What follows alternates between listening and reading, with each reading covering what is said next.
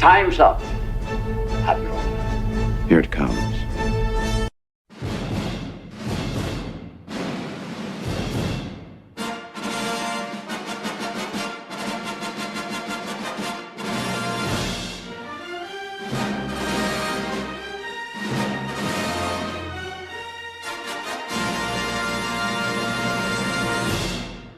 If somebody's going to try to blackmail me with advertising, blackmail me with money, go f yourself. But go f yourself. Is that clear? I hope it is. Hey, Bob. Little kid ears. When I first heard that, I heard not if you stick a lump of coal up his ass in 2 weeks, you have a diamond. When I heard as a kid, I sounded like in Twix, you'd have a diamond. Like, why are there chocolate bars up his ass? As a little kid, I didn't understand. Little kid ears hear things differently. That's not even the funniest thing you just said. What? When you messed up, you said "cum in his ass," and then you started over. I did? Yes. I'm colored. Shut up. But we're told that we don't like any of this because we're misogynists. We just don't like this stuff because we're women. And the only reason we're unhappy about the Ray movie coming out, because, guys, did you hear the Ray movie was canceled and uncanceled? Did you hear that? Dre, you heard that too, right? I did hear it. Wait, I did hear it. What did I do? You said because we're women. We hate it because we're women. Okay. I said it. All right. Yeah, see, now Ariel just arrived, and she's going to make sure that I remember that. Yes, we didn't want it to come out like this, but Adam is in fact trans. He's coming out of the closet. Him and Dermy are in a relationship. It's time. It's still there. It's still there. I didn't say that. Well, you can still have it, but still identify as a woman. We want to enjoy what we're looking at. We don't want sores and fat whores.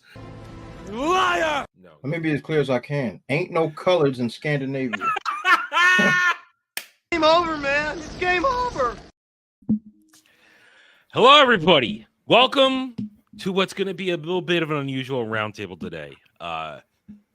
Yesterday, July 14th, 2024,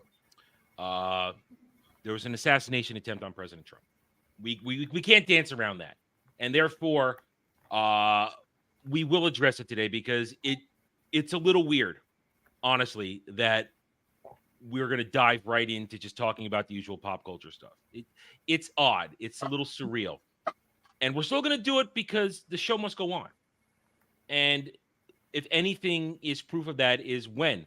Today's 14th, 13th. Thank you, Legatus. I've had 4 hours of sleep. Leave me alone. I was still talking about it until like 5, 6 a.m. this morning. Leave me alone. You're in Canada. What do you know? You never know. The time zone might have somewhere in the world. It was July 14th. I'm tired. I'm doing the best I can. So, but either way, you guys understand what I'm saying. Yesterday was a shocking day. It was a shocking day. And we can't not address it. We are not a political show. We tend to avoid that stuff. We will remark when it creeps into our stuff, and we generally roast it. But we don't generally talk politics in the show. So forgive us for addressing it, but we can't ignore it. And I want to – I will begin. And guys, the rest of the panel is under no conditions to say anything. I just let them know yesterday I was going to address this and let it be known how I feel about this. These are my opening thoughts. And as I was saying before, I was reminded I'm a boomer. When the president can go fight, that means we need to keep going too.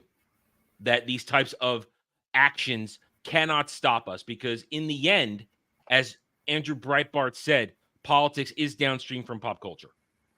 And therefore, we must keep commenting on this stuff because those who wished for a different result yesterday intend to inject this type of insanity, indoctrination into the media that they're pushing out there.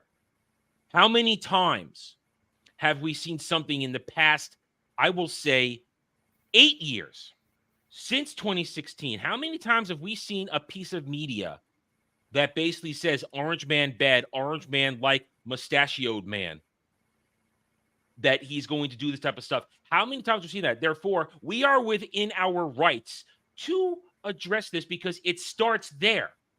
It starts there. It starts with the media pushing this type of irresponsible, disgusting things. And all it takes is one crazy person to do that. So let me just say, one, yesterday, and I know some will say, Adam, you haven't said it in the title. I'm limited on space in my title for YouTube. I can't say the words. And also, it's YouTube. Got to be careful. There was an assassination attempt on Donald Trump. This was not an attack. This was not any kind of thing. They tried to kill him. It was a miracle. An inch. And we'd be having a different discussion today. Hell, we might not be having this show today because it would be completely inappropriate. But now he is survived. There's imagery right there. There's media out there that shows him getting up, being powerful. As I said, fight, fight, fight. And there are those out there who have had the proper response, prayers, thoughts, miracle. And then there are those out there who are disgusting, filthy excuses for human beings. People that say it was staged. Oh, I know a WWE razor blood cap when I see it. There's a person dead. A person sitting behind him. A patriotic American who was showing up to support his candidate. Somebody he believed in. And that person is dead. A husband, a father, a son, an uncle, a brother is gone. Someone else seriously injured. And there are donation sites out there active right now for those families. And if you know where they are, I encourage you to go support that if you can afford to do so. Show your generosity as a patriot for somebody who was just indulging in their God-given right to express free speech, which all we've seen in all this has been free speech. Never physical attacks on anybody until a moment like this. So for people to say that it's staged, it's a hoax, to then try and run with a tag out there, how could you miss? Shame on you. Shame on you. And we will have examples today. I am not talking about this just to put this out there. We will have examples that there are those who criticize us as being mean about a television show, who are actively unhappy that the miss happened. I have evidence. I don't have all the evidence because a lot of them have blocked me, but I have some evidence. If you are an American today, I hope that you understand the reality, the gravity of this situation. And I'm not going to go into conspiracy theories or anything like that. That's not my game. I'm simply going to say somebody out there tried to kill a man for simply expressing freedom of speech and simply expressing a different point of view. It's not right.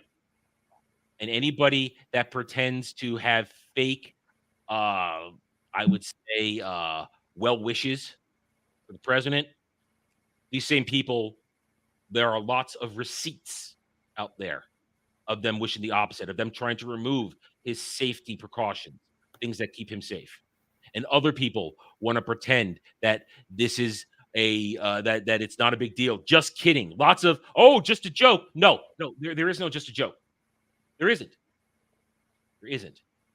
There's a difference between making fun of an old man who can't remember how to tie shoes and change his own diaper and actually trying to kill a man. I will start repeating myself and if you were watching Saturday Chatterday and Derby stream, you've heard a lot of my thoughts already on this. So I don't want to take up much more time on this because, as I said, if President Trump can say fight, fight, fight, then our show will go on. We are here on this show to entertain you. to give you our takes, to use humor and even our own stupidity, our own retardation, to give you a good time, to give you our takes. And therefore, we will not stop. We will keep going, but we will acknowledge that these events happened and that they're wrong, and that the people who hate us are okay with what happened. They are. All right. So, who would like to go next if you want to say something? I will not just stay go. So, yeah, I had something Dre, just real quick. Just to quantify what I'm about to say. I've been apolitical my entire adult life. So this transcends left and right politics and all that other stuff. An assassination attempt took place yesterday. And just like what you saw on social media, you saw people being upset on the fact that it did not go a certain way. I was so sickened by what I saw and how these people that are peace-loving liberals were upset that we did that a man's life was not taken. That bothered me big time yesterday. And then, of course, I saw the same things as you did, Adam, like, oh, it's staged. And I said the same thing. I said, people died. Somebody lost their life. There's something seriously wrong with our country. There's something seriously wrong when you see something like that, and that does not unite people in general. I don't care where you sit on the aisle. I don't give a crap. Why someone died, period, and another man's life was put in jeopardy, and that does not, as a human being, you don't feel anything. And this is not, and I understand if someone was a dictator that was hurting people and dragging people from their families and torturing people, and this man has done nothing to anyone. You will like to celebrate a man's passing because he might have policies that you disagree with? That's insane. That's insane. Adam, you and I have been around a long time, and we've seen bad presidents, we've seen bad politicians. Under no circumstance where I've been like, oh man, I sure hope something bad happens. And the fact of the matter is that by the grace of God, or whatever happened, that this attempt failed, there are people legitimately upset. I was sick to my stomach. I could not believe what I was seeing. I was really hoping that this would be a moment for our country to actually just sit down and be human beings. I really, really was hoping that everyone would just come together and be like, hey, look, I might disagree with them, but that's not okay. I was hoping for that, but I got the opposite.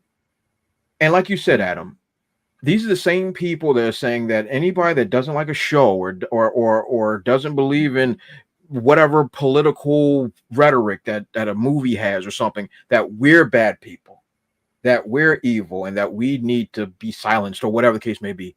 These are the exact same people that wanted a different outcome for what happened yesterday. Have you no shame? Have you no decency? This is not political. This is a person's life. And the people to blame, obviously, whoever the shooter is, I'm sure there's information coming out about whoever this individual is. But the media has to take responsibility for stirring up this. The overwhelming majority of people are sheep. And when you keep telling sheep that this man is the next mustache guy, or this man is a dictator, this man is evil, we shouldn't listen to him, he's garbage, or whatever, that only takes one psychopath to take all that information in and then to make a move. The media should be taking responsibility for what has happened. They should be ashamed of themselves. All of them. I don't care. It's CNN, MSNBC, whoever. You all should be ashamed. You all should be ashamed. You have called for political violence for years. And now actual violence is happening. They've been telling us for the last, you're right, and better part of 8 years plus, that silence is violence and words is violence and everything is violence. But now the stuff that they've stirred up has caused actual violence to the point that I think, correct me if I'm wrong, I believe this is the first attempt since Reagan, if memory serves me correct, since Reagan. And now they have set a standard for pushing violence. We remember the riots a couple years ago, Antifa, all that nonsense. Now it's pushed to this limit that a political opponent almost lost their lives because of what was stirred up. This madness has to end. As a country, I don't care what you believe in. I don't care where you sit. This kind of stuff is unacceptable. And I'm glad to see there's a lot of people that put their faith in prayer and things of that nature. I myself consider myself a spiritual person, so I'm glad to see that people, engage in that. If you are religious or whatever the case may be, I think you should be thanked for putting forth that kind of effort. But this is something that is unacceptable, and it hurts me not as a human being to see how this all kind of played out, and I'm really sick to my stomach. So yeah, that's all I wanted to say. But for those that are actually putting forth the effort for prayer and thinking about folks' families and the folks that lost their lives, and like Adam mentioned, like if there are donation sites, please find those so that those people can get some help. So yeah. Yes. Anybody else want to say anything? I'll just go very briefly. I think it is entirely irrelevant whether or not you're a Trump voter or not. This situation is abhorrent. And the reaction to it, like both Gray and Adam have said, is disgusting to a next level, with people like Destiny saying some truly horrific stuff. If you're familiar with his tweets, those are some of the worst I've seen. And we don't hate the mainstream and access media sites enough. Like several of them after it happened reported, a Trump fell down at a rally. That is a legitimate headline that one of them put out there. And just completely trying to minimize the situation. And it doesn't matter if you're a Trump voter or not. It doesn't matter if you even have to agree with him. This is wrong. I don't care if it's a politician I dislike, like Dre said. I don't want any of this to happen. There's, of course, extreme situations. If the mustache man had been taken out, that would be different. If Stalin had been taken out, that would be different. But there's never been an American politician who has deserved this type of treatment. And yeah, we haven't seen this in a long time. And the politicians, the presidents who have been in this situation before, who survived, have all reacted like Trump. So there's a really impressive reaction from him, like Teddy Roosevelt back in the day finishing his speech after he was fired upon. And so I do believe he legitimately won the election from this. But yeah, the reaction is just abhorrent. That's the biggest thing. I don't think I've ever talked about my political affiliation or beliefs on any stream, let alone this one. And I don't think that's irrelevant right now, whether or not I were a Biden voter, or Trump voter, or a third party voter. I don't think that matters in any way, shape, or form. This was just wrong. Yep. I've already told her she doesn't have to because he's British Dragon Lady. Do you have anything you want to say? Because you're not required to at all. Yeah, something this definitely should not have happened, as we were saying earlier. The security clearly was not great. I wouldn't wish this on anyone. I hope he makes a speedy recovery, even though I'm very neutral on Trump, but no one deserves what happened to him. That's really all I have to say, other than and that's people appropriate. saying nasty things. It's not your country. It's appropriate. Yeah. All right. Yeah. So that's all we're going to say on this. We've already taken up 20 minutes talking about this. Chat, you are free to keep talking about it because you're the chat. You do what you want. And I can see right here before we say hi to the chat, Sam 8000 for $2. Thanks, Sam. It was the establishment that did it. I cannot personally comment on that, but I will say there is a lot of sketchy things going on. So thank you, Sam 8000, for the support as always. And hail and howdy to the chat. You guys are here. Those of you who are joining us today, we thank you for being here on this, what will be a strange day, but we're going to keep going forward. We're going to do it. Hail, good sirs, both Algrim the Strong and Legatus, here to already keep me from being too much of a boomer today. So thank you for being here and modding away. Hail to Hammy. Hello to you, good sir, young man.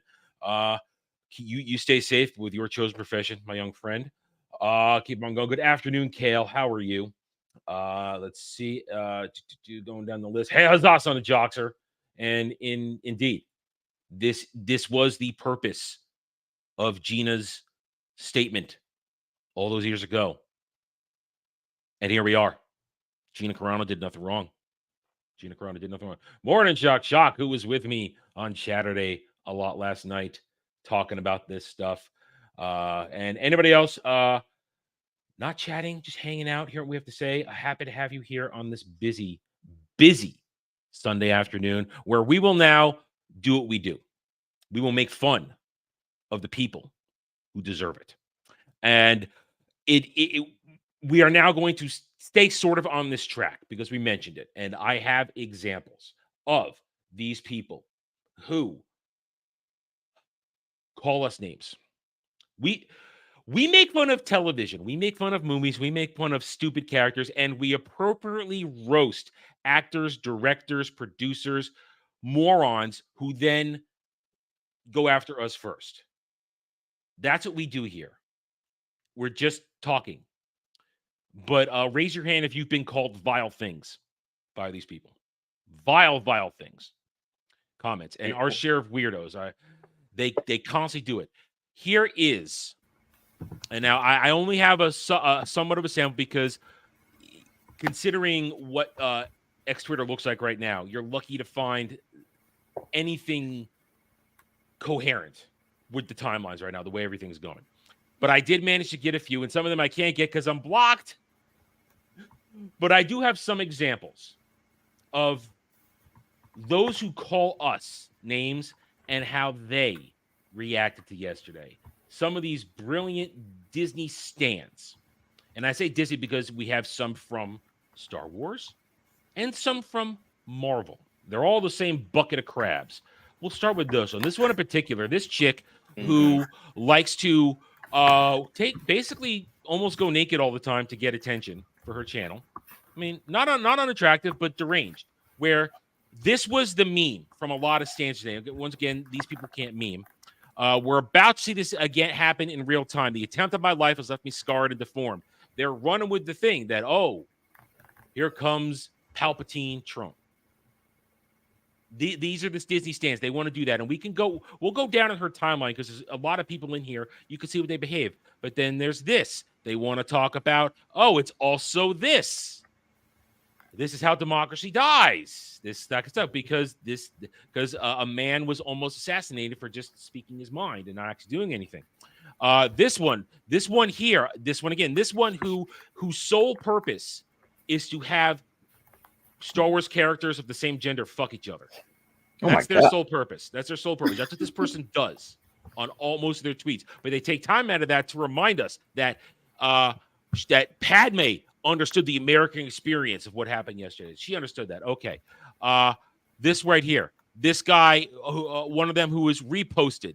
This particular Brooks right here. Nightwing lover, hardcore DC cinephile, Star Wars, sometimes Marvel, DC optimists deliver hot takes, he, him with their nice little pride flag. This is what they repost. This is what they agree with. Yeah, the Lord guided the bullet right into one of his supporters. God, Jesus Christ.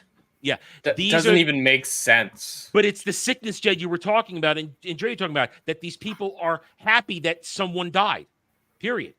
This is the disgusting nature of the people who accuse us of being racists and bigots, that we're the ones causing violence and causing harm. Another one, they ID'd the shooter as a cis male, and this is what they're playing. That he's happy that it was a cis white male. Got to use that Star Wars gif. Oh my God. Got to do that. Then this guy was intended for part of our discussion on Captain America Brave New World, but he happens to also have his thing. Here's his response to this. You should have gone for the head. Have you seen some of the other Captain America Brave New World reactions, or New World Order as it used to be? Are we talking about the Jewish superhero? No, well, because that's where I was later going on to as go well. later on. But Yeah, in the trailer, it features an assassination attempt of presidential candidate yeah, Ross. And Yeah. they're like, oh, this was very fortuitous. It came out the day before. At least Ross is a better person. Good like- Lord, man. yeah. We gotta be better, man. Marvel This is is- the new Simpsons. I saw that predicting Yeah. the future. So this is sickness. So you go down here. Here are the replies to this lunatic. This woman is a lunatic. She's nuts. Hoping it isn't a Reagan situation. So what's her first response to the first person to post? Oh no, I hope the person doesn't win in the landslide. That's her first thought. As I said, no compassion for the person that died. None. No compassion that somebody else nearly died and somebody else was wounded. No. Oh my God, I hope the election isn't too bad. That's all these people can think about. And we already All these people can think about is, oh, I hope people don't vote for them. Yeah. We're in bad shape, man. We're in bad shape. Yeah. So there are some people pushing back in here, but this is the example. The people that are in here going, and it's going to end with another person's going to end with. They just reuse that. It's good. We're going to be an empire. But literally, there it is, right there. Not even trying hard with a very bad Photoshop. They don't understand that this is not how you behave. Well, they've been told that they can do whatever they want for years now, Adam. Yeah. They've been told that as long as they're on the right side politically, they can say and do whatever they please. So once again, I can't blame them because they're morons, because they're a bunch of dumb lemmings. But nonetheless, the media has been telling them for the better part of a decade that as long as you have the right politics, you can say anything you want. Yeah. This is the result. This is the result. This is disgusting. These people have mothers and fathers, and they speak this way. A tweet for the ages. Love your mind, queen. Oh, look what this person is right there. There you go. Right here, another one. I just laughing. Look at the profile. That's all you need to see. That's all you need to see. You know who these people are. So we're not going to give them any more time of day on this stuff because they are sick individuals. I think I have one more actually from the MCU guy. And this is from the guy who I was going to use as our example of the weirdness we're going to see the Captain America stuff. I can't stress enough how dangerous it is that look at this coward. Won't even write the name. So it doesn't pick it up in the algorithm. No, that's actually a thing that we've been seeing from these stands for a long time now. Bad people, you have to censor their names. Like J.K. Rowling, they're not willing to uncensor her name in tweets because it might offend and hurt trans people. So I am still very confused. I'm very confused. What has he done to people? I am very confused. Is he doing anything actively that is hurting people? Not that I've seen. Lowered my taxes, made it easier for me to live my life. See, this is why I've always stayed away from the political scene for my entire adult life. This is why. You don't even put the man's name in the joint. He hasn't done anything to you at all. I can understand if you don't want to put the mustache man's name in there. Mussolini, all these people that were actual world destroyers. I can understand this. This is just a dude who you just disagree with politically. Yeah, that's it. This is a guy right here. You look at his profile pic. He's free certain flag, all this kind of stuff, and he says, "I can't stress enough how dangerous it is that the Trump cult now has this assassination attempt to victimize that horrible man. He'll blame it on the left and use it to fuel his hate campaigns. We're all going to be worse off unless someone goes back for a round 2." Oh my God. Says all he cares about the amount of times we have to see that image is going to be so upsetting. That's what's upsetting him, that we have to see the image with the hand raised in Old Glory. This is derangement. Yet this guy right here, well, I repeat myself, I was going to use him as the example of how he's so upset that there was going to be a Jewish superhero in a Captain America movie that they bent the knee on and changed. He was going to be so upset that, oh my God, it's so horrible. These are the people we're dealing with. These are scum. This is not good, man. Not good. So now we're done with these people. Let's get rid of this. I just wanted to show you guys the reaction of the people who claim that we're the horrible people for simply saying Reva's a terrible character. Ocean's a terrible character. Amanda Stenberg can't act. Leslie Headland was a gatekeeper to a monster. All we're doing is pointing out truths and facts. We're not making shit up. I have never once said I want violence visited upon everybody. I'm simply saying these people are retarded, stupid, and trying to put certain messaging into programming. Yet I'm called by a particular weirdo right now. I'm a cyber bully. I need to grow up.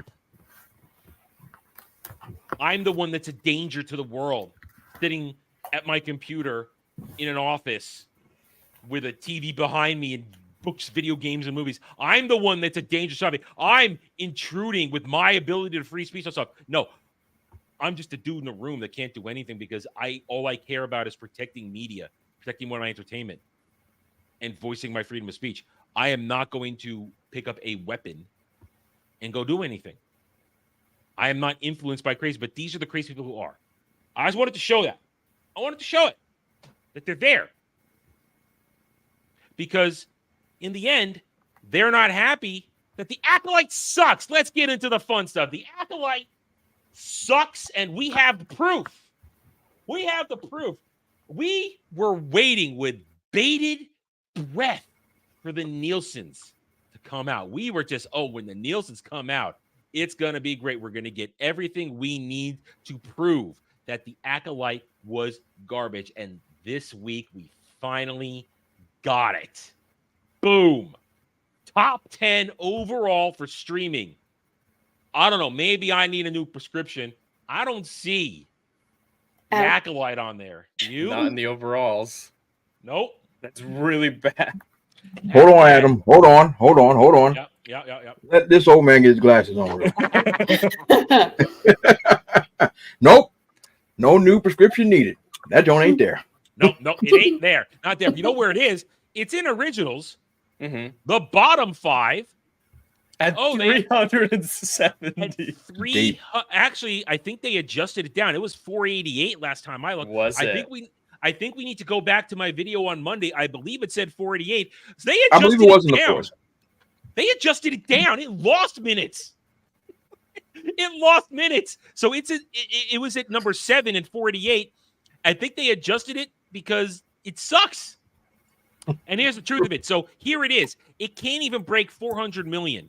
And when you divide 370 by 2, that's what? 135? 135 for a 2-episode premiere. That's the 2-episode premiere. Where do you think it goes with the next round of the Nielsen's with a single episode? It won't even chart on originals. I don't think so. Yeah. When they're number 10 at Futurama with 241 minutes, it won't even chart. It sucks. It's terrible. Nobody cares. And Samba doubles down on it for us. Here's Samba's top 10 for the premiere week. Oh no, for this week. I'm sorry. For last week. For the episode, for the first episode. Doesn't even chart. Samba finally puts up some numbers for us. Doesn't even chart. No Disney stuff charted on here. Nothing. That's true. What does this tell us? Nobody's watching. Yeah, no one gives a shit. The initial reports that it's the second highest watched Disney Star Wars show ever are completely farcical, and we have proof of that now. They're getting numbers below even Ahsoka, Book of Boba Fett, and stuff like that, because at least Book of Boba Fett charted on these places. The Acolyte is barely even showing up on the Nielsen's. There's no way that initial claim is true. Yeah. I don't remember who made that. Was that Disney who made the claim that it was the second most watched, or was it some third party? Well, it was Disney claiming first with their 14 million view or 11 million views. It's the second most watched premiere in Disney Star Wars history. And then Shill Rant came out with the whole, it's the second most popular Disney Star Wars show after Obi-Wan, according to the streaming aggregate service that we paid to get their own numbers that they didn't really do a questionnaire or form on to get their number. So it's convoluted. It's irrelevant. Well, the best comparison will be in a couple weeks when we get the House of the Dragon numbers, because we actually know the House of the Dragon numbers. They were about 7.5 million, and they claimed that Acolyte was getting 11 million. Yeah. House of the Dragon is destroying it. Yeah. It's there is no question that it's bad. I'm the only one on the panel watching it. I am a kind, benevolent dictator. I don't make you guys watch the shit that I watch. If you happen to watch it, that's great, but I don't make you watch it. Last week's episode was the flashback. It was a god-awful mess. It really it didn't do anything. It was supposed to be the episode of truth, the episode of revelations, and all it revealed is that Leslie Headland knows nothing. That it really is her mission to make the Jedi look bad. It really is her mission to make her own version of Star Wars because she doesn't know what it is. It was this episode, the one where Saul killed the lesbian space witch. Yeah, okay. Yeah. Because I saw that clip, and everyone's trying to act like he was a bad guy for doing it. Yeah, she was turning into a demon and looked like she was disintegrating a child. Yeah, of course he's gonna stab her. And if you watch my review, I was readily pointing out by our good friend green-haired anti-liberal that I went too much into character of how I went in my video. I didn't stress enough that the Jedi did nothing wrong, that they were correct in their assumptions of what they were seeing. I was diving into the whole what Leslie Headland wanted you to see. So I apologize in my review that I didn't balance that out, but I was really caught up in the whole shtick of Leslie Headland is trying to show you specific things. And the retardation of how we remember in episode 2 when Torben, the guy who offed himself with the poison, he in that episode, he says after she gives him the whole, you're going to answer for what you did to the Jedi Council, admit what you did, or drink this poison. And he says, I'm sorry, May. Here was the whole, what he did. He did nothing. Torben did nothing wrong. Yeah, I have a question. Go ahead, ask. Is Leslie Headland, does half her brain not work? That's generous. Because Adam, I went and looked at your review, and I looked at a bunch of other reviews, and I put together a little synopsis in my brain. So the evil twin is being told a story by Master Squid Game. We think so. They don't. They just go right into the flashback. We have no idea who's explaining anything in these flashbacks. Because in the previous episode, it was like, you're going to sit there and listen to what I got to say, and he tied the girl down or some weird mess. Yeah. So I'm going to assume that she's being told the story. Why does she need to be told a story that she bore witness to? She was there. I don't know. I mean, I guess they need to know that a Wookiee was using a metal detector to look for signs of what is going on. What did you just say? You didn't. Oh, you didn't know this. You didn't see this? Oh, okay. Hang on. I think I still got it. Wait a second. Did you say a Wookiee was using a metal detector? Yeah, it was a metal detector. Do I still have it? Yeah, I still have it. Hold on. Let me bring it up. I'll show you. Midichlorians magnetic? Maybe. Well, midichlorians are stupid, but I don't think they're magnetic. I've stood on that ground for a long time. Okay, so let me get it there. It's right here in the beginning. Boop, boop, boop, boop, boop, boop, boop. Hang on. Yeah, but it's like I don't know. And I saw some of the interview, and I watched most of the interview with Leslie Headland and the broad from Mary Sue, or whichever one that was. And I just sat there and I watched this girl squirm through, and I saw her brain shut down several times. And yep, there it is, metal detector. What is this thing trying to find? Is this a we don't know female Wookiee? It's a male Wookiee. It's Kel Naka with his top knot and his shaved Wookiee head. I mean, no, they're looking for a versions in the Force, but apparently a metal detector. Oh, but Adam, it's not a metal detector. It doesn't matter. They're using a goddamn metal detector for a prop. Yeah, they didn't have enough money to make a new prop. One question: Do Wookiees actually wear clothes? I'm pretty sure the last I checked, No, they they wear bandoliers. They wear some battle gear sometimes. Yeah, but this is it's everyone needs ridiculous. a baggie sometimes. So this whole thing, this whole thing here is they're looking for evidence of force and force interaction, but never once do they meditate. They're just wandering around. I'll show you for a second here. They're just wandering around. Oh, wait, damn it. They're just wandering around taking samples of shit. And yeah, Jedi's would just meditate. Go where they need to go and meditate. Yeah, they're cataloging crap. Look, there's poor Torby. He's cataloging grass. So that's what's going on here. Why are Jedi doing surveyor stuff? Am I retarded? Well, Dre. They had to drop an Easter egg that this was a fallout of a hyperspace disaster. The hyperspace disaster that started the whole High Republic arc in Disney Star Wars, where 2 ships crashed in hyperspace, which is impossible because that's not how navicomputers work. And then the debris scattered out of hyperspace and caused natural disasters across countless planets. And this planet was struck with that natural disaster and all life vanished. But suddenly life is back, and they're there to find out why. Because there's a vergence in the Force. So that whole episode is about a deep cut Easter egg of books that nobody read. Well, it's the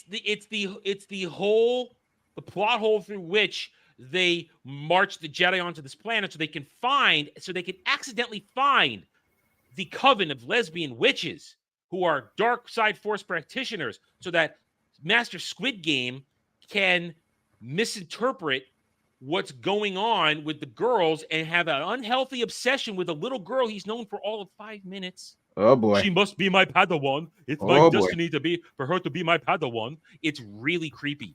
I mean, Leslie Headland, I'm going into the whole character thing here, but she paints the picture that Saul is an obsessive middle-aged man who wants this little girl to be his Padawan and will do anything to get her, make his Padawan, because he has an unhealthy attachment. And that's so she's speaking from personal experience at this point. Then. Well, at least personal watching the experience. Jesus Christ. Talk about what you know. And then how to make it all that Black Mama lesbian did nothing wrong, that she was the one who was the true victim here because she just wanted to be a good mom. She was going to let her little girl go. So as Jed pointed out, when the shit goes down and Saul sees her turning into Force smoke monster and watches May, not Osha, but May also start to turn into smoke, he ganks her. That makes sense. Yeah, he ganks her. But that's a bad thing in the Leslie Headland world because she was a good mom who was letting her daughter go and didn't want violence. One thing, wait, then what was she doing? Why was she doing? We don't know. And that's the other thing we're going to get into here after we're done on this recap. Every time this shit happens, Leslie Headland has to go out and give an interview to explain it all away.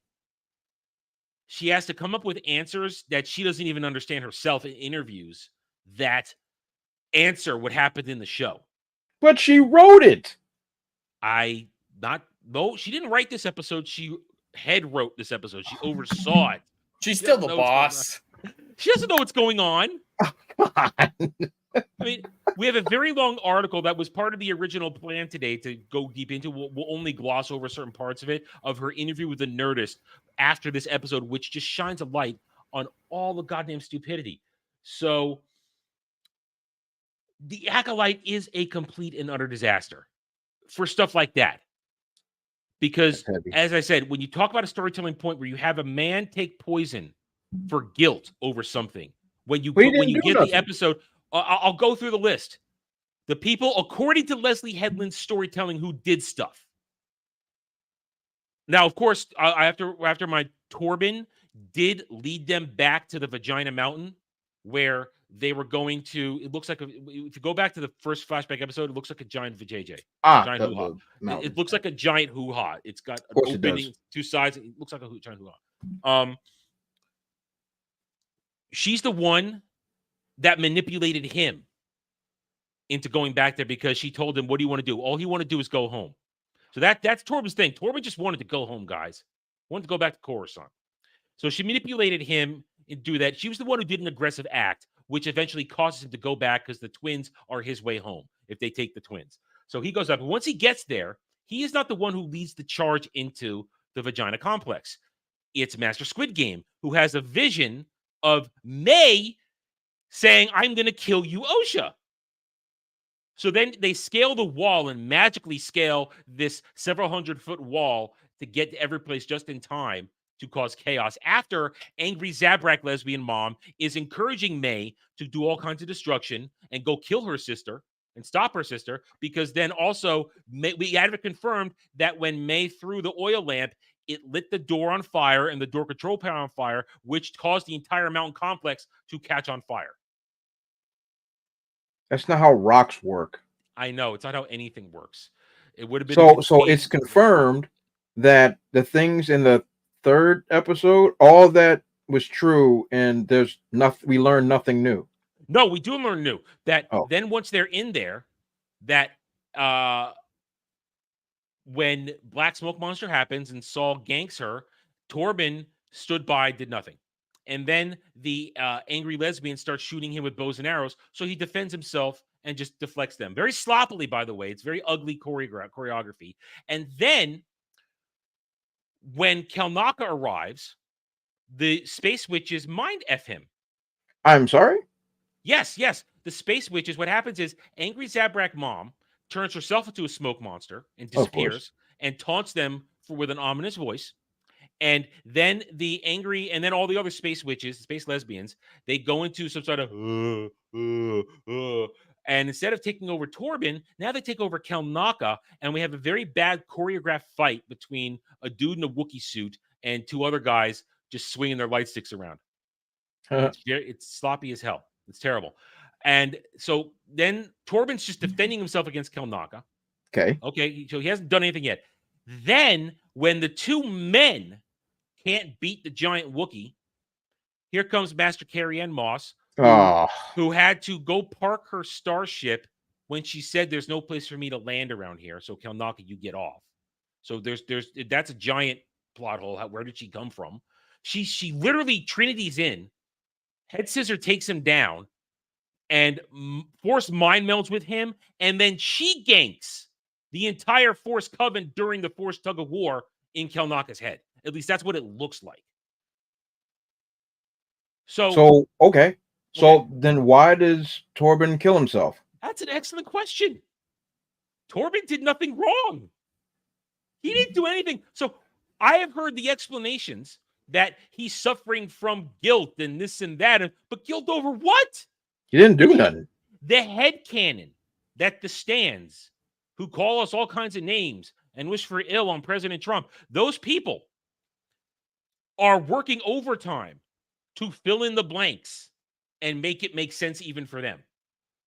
Oh, the poor little boy, they go, little boy just wanted to go home for Torben. Oh, he just wanted to go home. Oh, he just wanted to go home. Oh, he's guilty. Oh, it's trauma. This is how people react to trauma.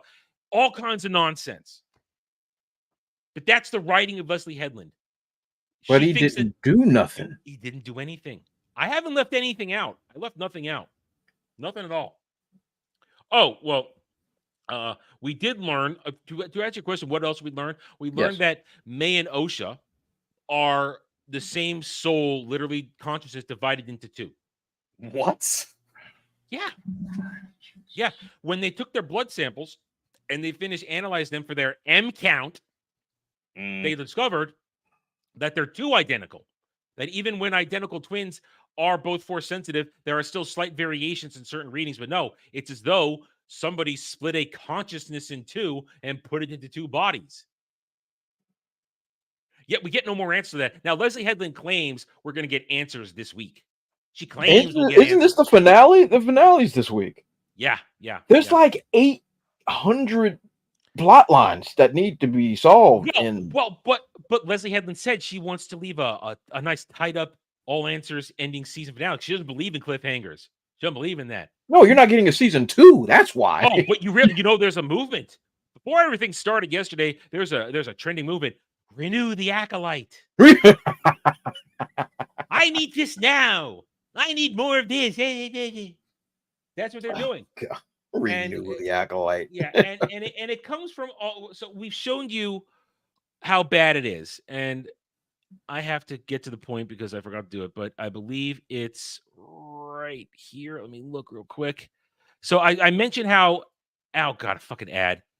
I mentioned how they always have to find a way now. Whenever these episodes come out, it's all about covering it up. It's all about covering it up, trying to make it sound as though. Not make sound as though it does sound like how they have to fill in the plot holes. Said, let's see how then comes out, film plot holes. But now I wanted to make a video on this, but I realized I didn't have Dre, so I needed Dre for this. Make sure I'm in the right spot here. Take it off. There we go. Here we go. So, Madeline Stenberg went on The View. Oh Lord. She went on The View. I didn't know if that show could get any more cringe, but it sounds like it did. Hold on, I have it on the wrong tab. Give me 1 second. I apologize. You can add a boomer point, Legatus. There you go. Let me see. 514. Put it over here. I am so professional in everything that I do. And let's see. 5, 4. That's close enough right there. So let's go right back here. So Madeline Stenberg, they sent her on so this is this week. This is damage control for the episode. This was damage control. Listen to what she has to say. Listen how they introduced this segment. We're well into the segment here. So oh God. Within the context of I think the themes feel so current now with the light and the dark that we're seeing in our country. Wow. I mean, what does that mean? Yeah. This kind of goes to what we were talking about before. Here we go. They just are we surprised the events of yesterday happened when this is what they talk about? Light and dark. Light and dark. I know. And the fact of the matter, go on, play. Go on, play. All right. So here's this airhead talking. And let me ask you this. Unfortunately, the success of this show has made you a target. I'm still waiting for receipts. What success? I know that too. What success? No success at all. Some in the right wing for the inclusive casting, which is something Whoopi talks about all the time. You have received. When have we cared about? What's going on, man? She's a bad How actress. is The View still on the air?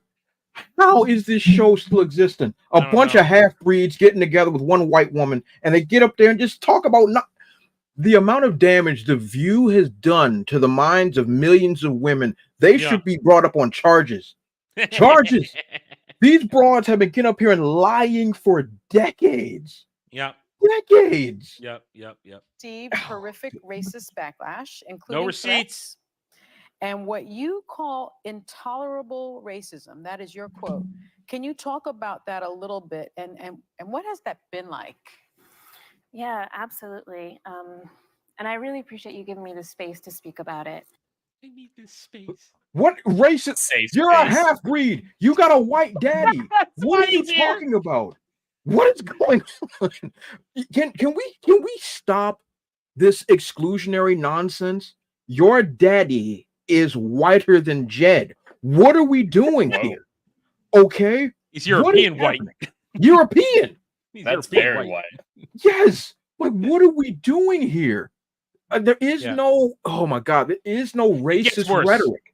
It gets worse. So you haven't seen this, Dre, have you? You haven't seen this? No. Oh, it's going to get worse. She's going to lean into it. Watch. It's been very painful for me. It's not something that I think you can emotionally prepare for. And we welcome criticism of the show when it comes to storytelling or performance. You do not. That girl just lied. That girl just straight up lied. But once again, it's The View. It's okay to lie. But she's going to lie to herself. She's going to catch herself in her own lie in 2 seconds. Just wait for it. But when it comes to death threats. Where? Who? Where? If there was an actual death, this is what I'm talking about. They paint us as the people who want violence, but they don't show any receipts. None. That's why I brought this up today, because this is relevant right now to the discussion for the past 48 hours. They claim we're the ones wishing violence, but then they promote it. Horrific, violent, racist language. It's Language is violence, guys. Still no receipts.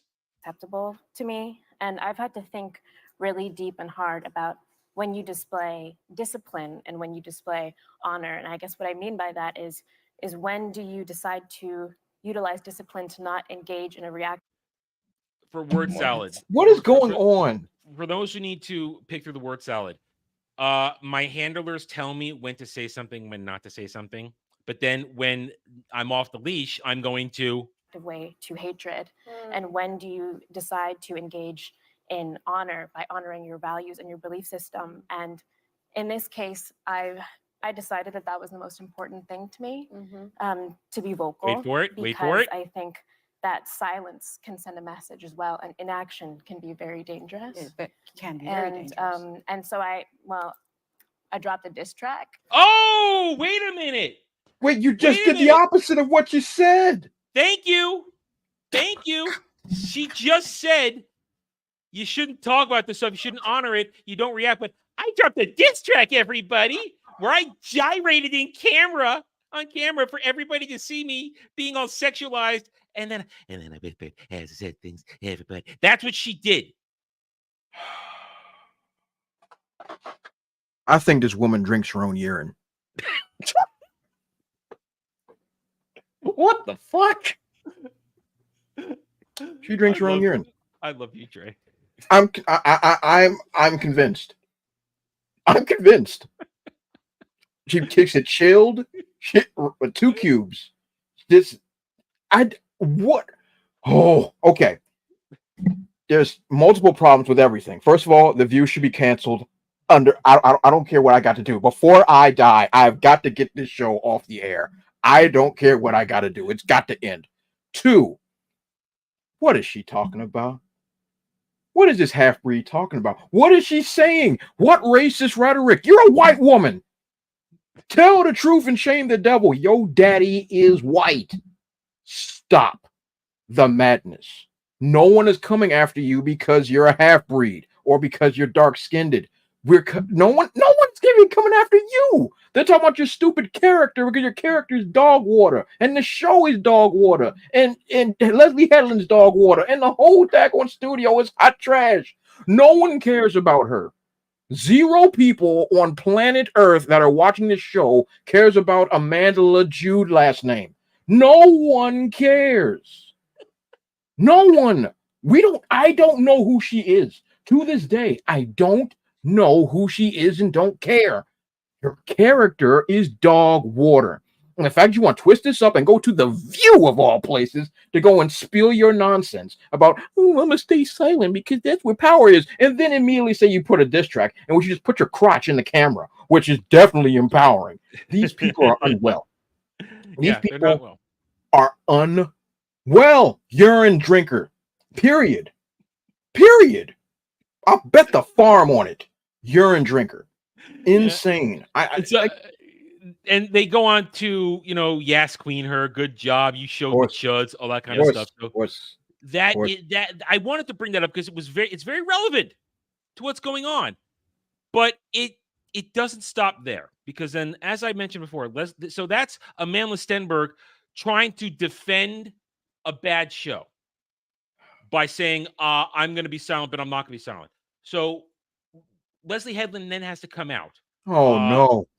And this article on the Nerds, a lot of other articles are based off this, so we're going to go to the source.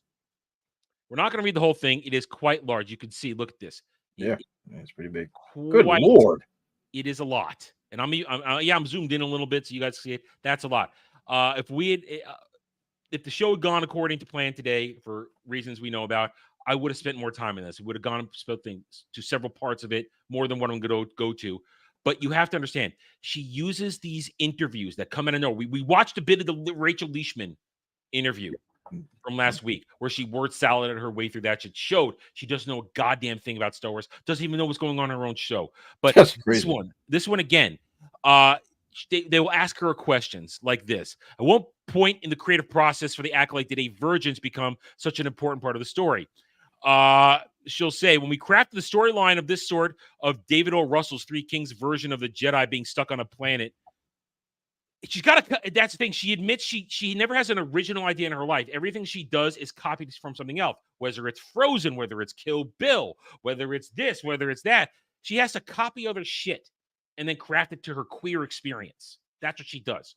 Ridiculous. Once we cracked that as a plot point where a lot of other things were going to come from, it felt like the North Star for them had to be something incredibly important. It couldn't just be that they were on a planet on a routine mission. It had to be something that was arduous, a little boring, but ultimately had an endpoint that would establish stakes for any Jedi that came in contact with a Virgins. But she doesn't understand how a Virgins works. Nope. And that's what a Virgins of the Force is. Just it's a focal point where the Force creates a powerful event or a powerful moment. It doesn't make a whole planet come back to life. And at the same time, a bunch of lesbians manipulating the Force into babies and bellies is not a Virgins in the Force. Jesus. That's borderline Sith alchemy, but these aren't even Sith. That's funny. Can I just say I'm so confused by everything you're saying and quoting her with? I am so lost. That's the point. She's lost. She's lost. There's no idea what she's talking about. They ask her a question, and she takes these words that her assistants looked up online and gave her definitions for and tried to make episode story points out of it. So we can go a little bit deeper. Let me find another good one here. No, that's not that one. Let's try this one. No, they keep going on the Virgin stuff, so she keeps making a fool out of herself with that. Okay, it's not even my question. It's Souls, the twins. Where do they come from? How are they created? Well, tune in next week and also subscribe to Disney Plus. Tune in next week. That's what every Disney Plus, Disney Star Wars TV show has been. Tune in next time. Tune into the next show to get your answers, because we're not going to give them to you. Am I wrong? No, you are not wrong. None of these shows have any satisfying conclusions. No. So there's that. So she keeps going. Now here's more of the. We have to. I'm gonna get to the good. Let me get to the Kelnaka one right here. They talk about Night Sisters. Oh, I forgot they had to mention Night Sisters at one point. Ugh. Oh, I know. Let me see if I can find the Carrie Ann Moss moment. I'm sure there'll be a picture to go with it. Let me know when I'm there. Well, here's this. Oh, here we go. So remember I told you. All right, we'll start with this one. Why are the twins Coven's future, and why would letting Osha go to? Oh no, that's not it. Sorry. So it's this one. I thought that was previous. Okay, so remember I told you how Master Carrie Ann Moss Trinity'd herself into the fight and did a forced mind meld to break the lesbian witch hold on Kelnaka. She could do it. She took down that Wookiee in one single move. Of course. Woman power. All right. And we don't know what happened in the show. There's no evidence of exactly what she did to gank all the lesbian witches. So now she asks. So now the Nerdist interviewer asks, why did they all die, they, being the lesbian witches, die when Indara freed Kelnaka? This was a big question when we were working on the episode. To me, it was very important because it told two stories. One, that Indara, despite her being completely and utterly the consummate Jedi in this episode, the consummate Jedi, I forgot to tell you, who actively starts the cover-up at the end of the episode.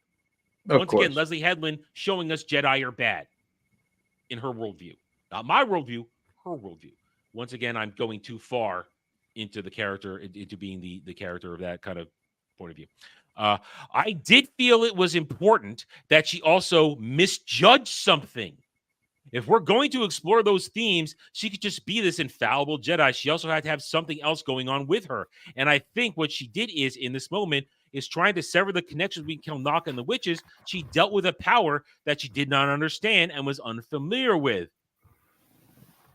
Then what does that mean? It means that she has no goddamn idea what happened in her own show, because they didn't actually show us or tell us anything in that moment.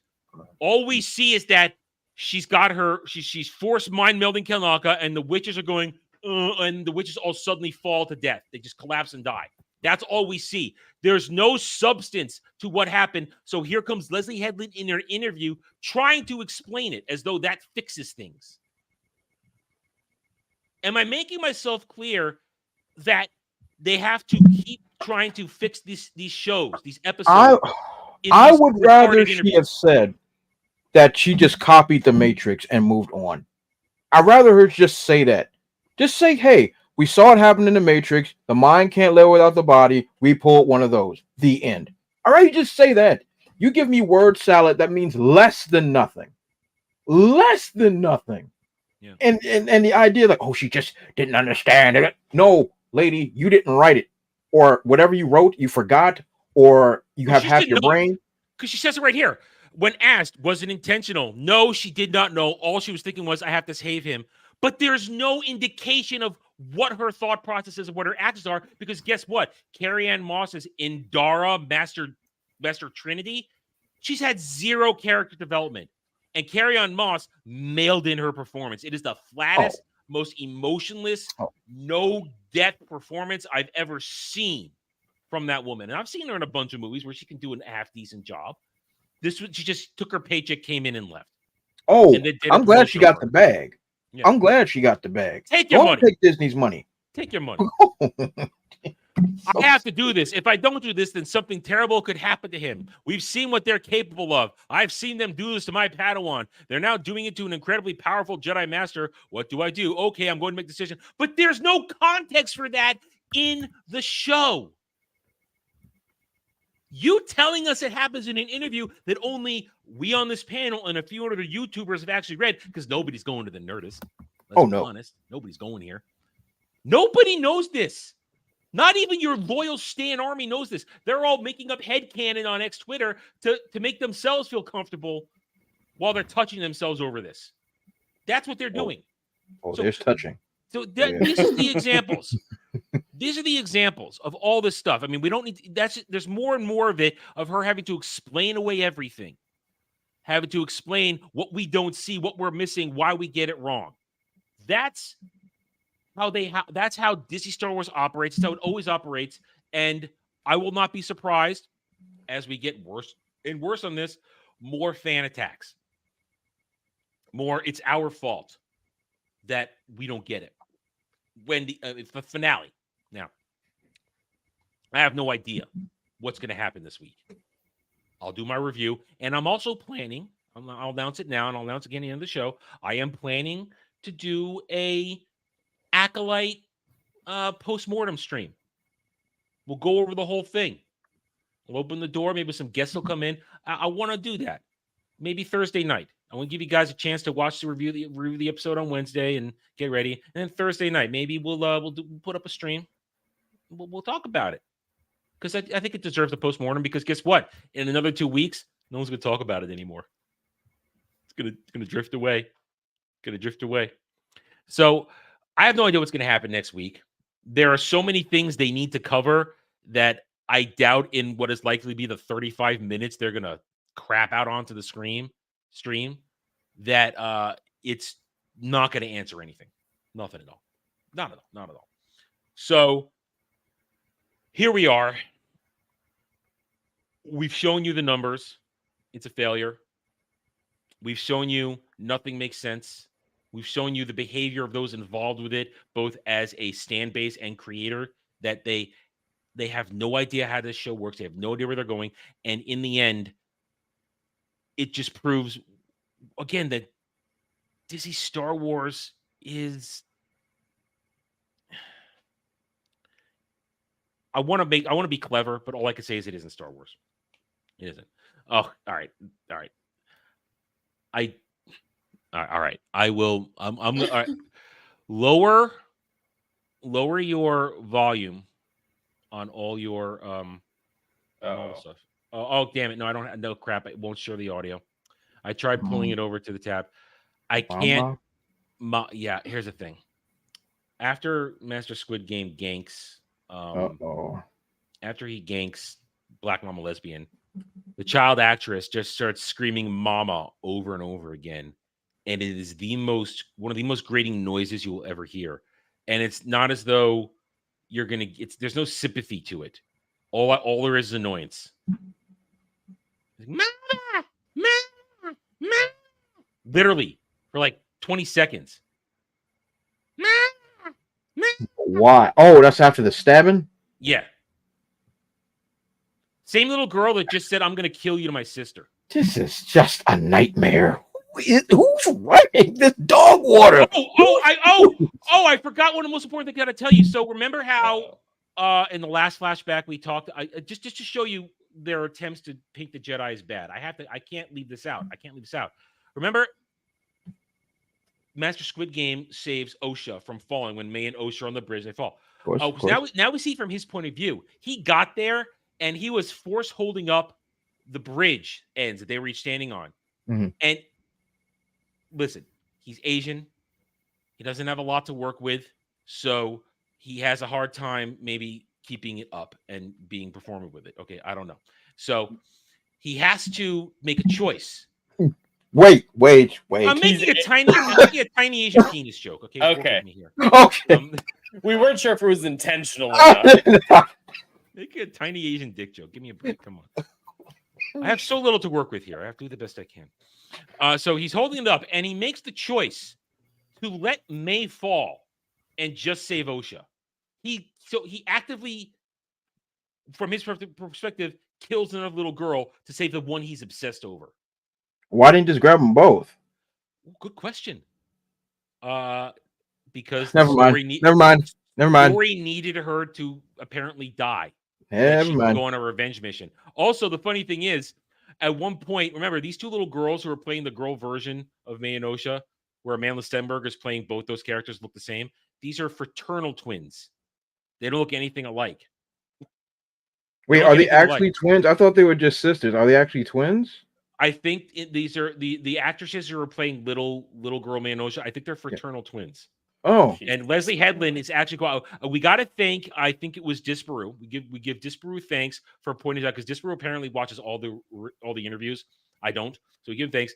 Leslie Headland actually says we didn't hire identical twins for that role because I had a hard time telling them apart. Oh, for crying out loud! She actually said that. I shit you not. They brought it up. I don't need to bring it up. They brought it up on FNT. Her brain don't work. It don't work. No, half her brain's between her legs. Okay. No, she actually said that. So she hired fraternal twins who look nothing alike. And in the moment before Master Squid Game ganks Black Mama Lesbian, he thinks that May is Osha, but they look nothing alike. So then how can he tell which one he needs to save if we're supposed to think that he can't tell the difference between them in that moment? So he lets May supposedly die to save the little other one he's obsessed with.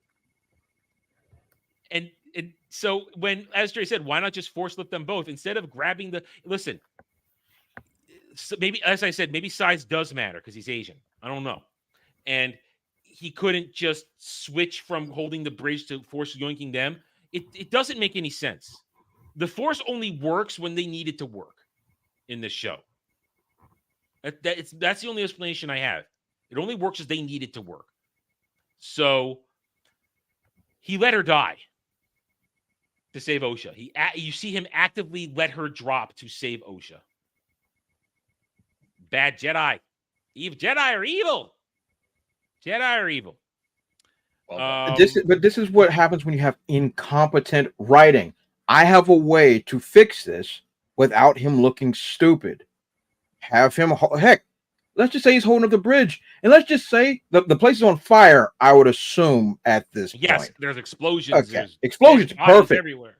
Perfect. He's holding the bridge because he got there and he at the nick of time to hold the bridge up. Yes, and then there's just debris that falls and knocks one of them down. But Dre, you have to understand, we have to see that he made a horrible non-Jedi decision because Jedi are bad and they're as bad as Sith and letting their emotions guide them, their passions, their desires. Don't you understand? These people can't write. That's what I can understand. That's like there's ways of doing this without making all of your when all of your characters have to be incompetent for your story, and I use that term loosely, to work, you're just a bad writer. There's ways of doing this very simply, in order for it to just work.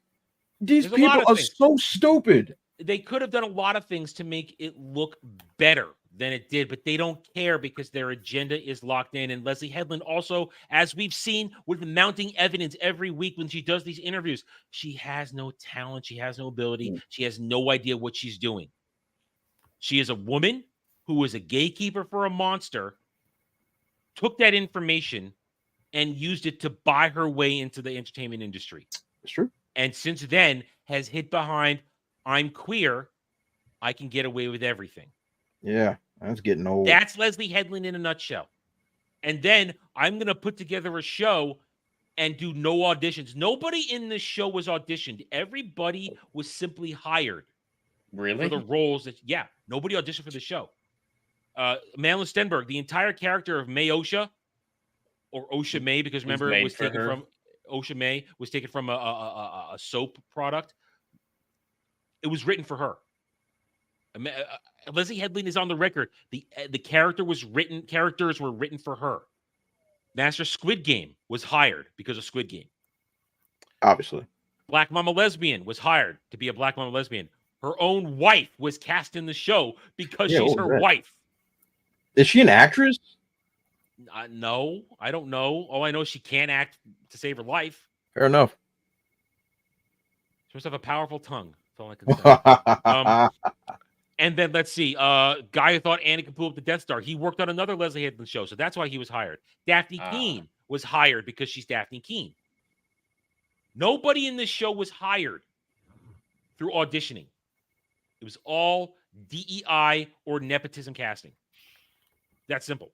And it shows in every aspect. All the directors were hired for DEI. All the writers were hired for DEI. This is a DEI show. And then Leslie Headland.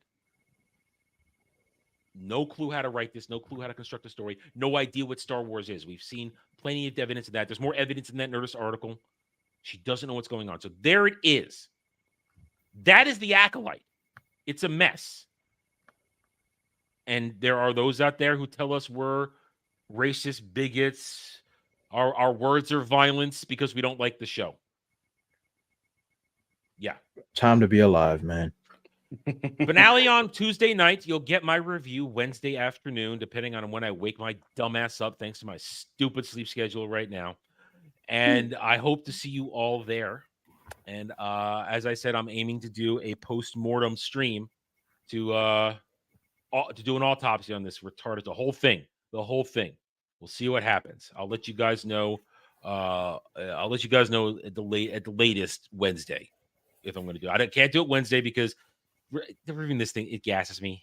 And Natural 20 might come back when we're done, but I couldn't do a stream and do a review in the same day. Anyway, all right, we got one more big thing to talk about, and I know Dre's itching to talk about it. So we got Captain America, Black Falcon, newest man in the world, not Steve Rogers, came out with his trailer the other day. Came out a day later. It was supposed to come out Thursday and dropped yesterday. And I'm sorry, dropped Friday. Friday. Yeah, Friday. Don't confuse me, Adam. Don't do that. Don't hurt me. It was Friday. It was Friday because I was. Friday, Yeah, because I know it was Friday. Listen, I was shopping. I have only had 4 hours of sleep. Leave me alone. I know it's an excuse I use all the time. It's not an excuse. I'm retarded. Anyway, so the trailer dropped, and it's a teaser trailer, but it wasn't bad in the sense of bad. It's just lame and stupid. At least for me, I found it lame and stupid with the whole idea that we're supposed to that anybody's excited for Sam Wilson, Black Falcon, Captain America. I've had people, and I coming into my comments saying, "Don't you understand?